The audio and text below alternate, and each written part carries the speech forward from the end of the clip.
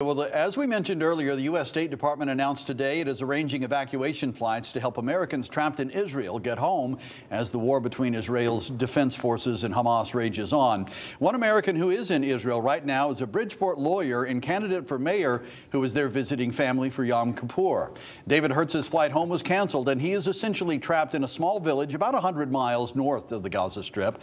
I talked to him on a Zoom call earlier today, and he said even though he is separated from the fighting and the shelling, this has been an emotional experience.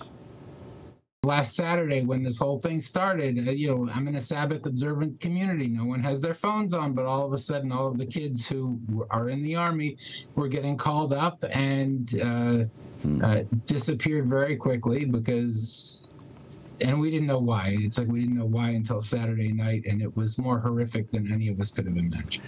I think it's not just this. I mean, there's what's happened now, and it brings out how much the world still hates Jews. So you can't help being touched by that. But everyone in Israel knows someone who's been hit one way or another. I have a neighbor who's actually in the Army. He's missing a leg. I have a friend who's in a wheelchair.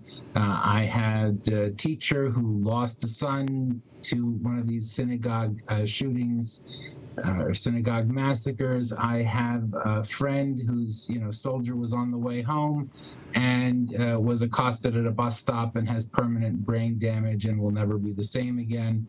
So that's the reality we live with here day to day. But this is just a new level of this is what you read about in the history books. This is what was supposed to be never again. And we haven't learned the lessons. We haven't learned the lesson that there's evil in the world. Hertz went on to say there are 6,000 terrorist attacks in Israel every year. Most of them, about 5,000, are rock-throwing incidents, but many are shootings and other violent and dangerous and damaging attacks. He says his flight home is now scheduled to take off next Tuesday.